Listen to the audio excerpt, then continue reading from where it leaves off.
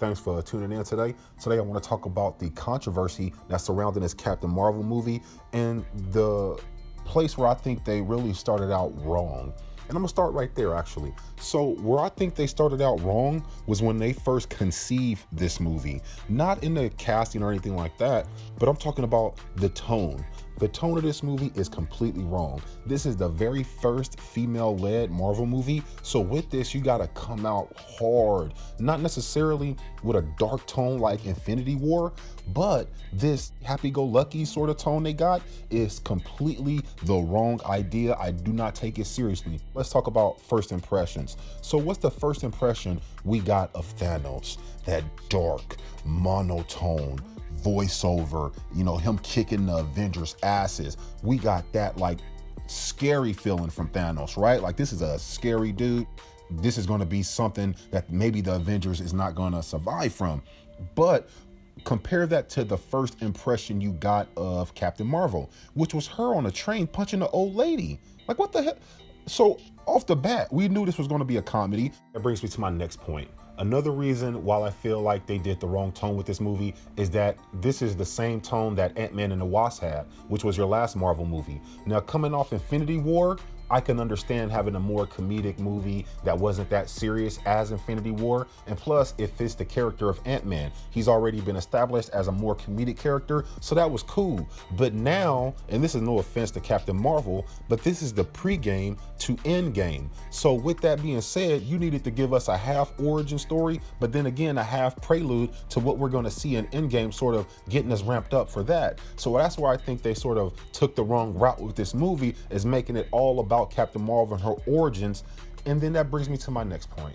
The character Captain Marvel, who is portrayed by Brie Larson, she made some comments that was directed towards male movie critics, and she went a step further than that and targeted white male movie critics.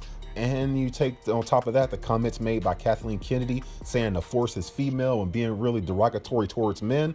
I think when you take a combination of all that, you really are pushing away the demographic that's been patronizing your products primarily throughout the decades. I know I've been purchasing comic books and going to see comic book movies and anything comic book related, conventions and all that, since I was a kid. So I don't understand why now all of a sudden they're turning their backs, it feels like, on men all of a sudden. And I think the way that this character comes across is also an issue.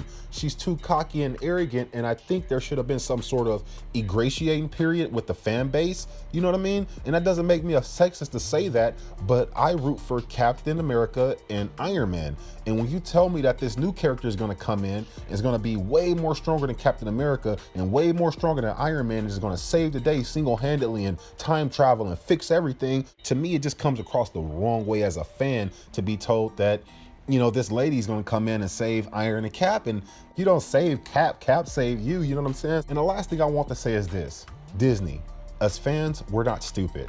I know that Samuel L. Jackson does not break character. He does not break and slip up in interviews. I know that because I don't have a life and I watch special features on DVDs and Blu-rays and I listen to the interviews.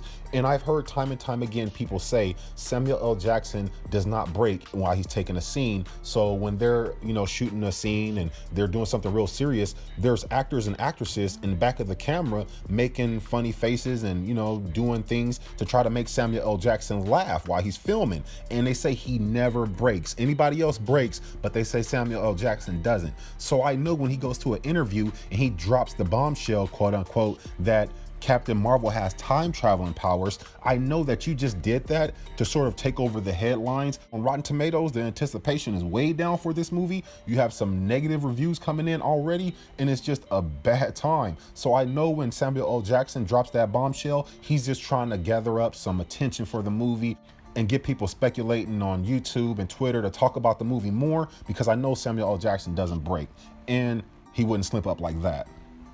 But anyway, y'all, that's just some observations I made. I think the movie's gonna do about 60 to 70 million opening weekend in the US. I don't think it's gonna break 100 like they think it is. I think there's gonna be a disappointment. You can come back and tell me I'm wrong, but I think opening weekend, this movie maybe do about in between 60 to 70 mil. Now overseas in China, I don't know what it's gonna do worldwide. I'm just talking about US box office.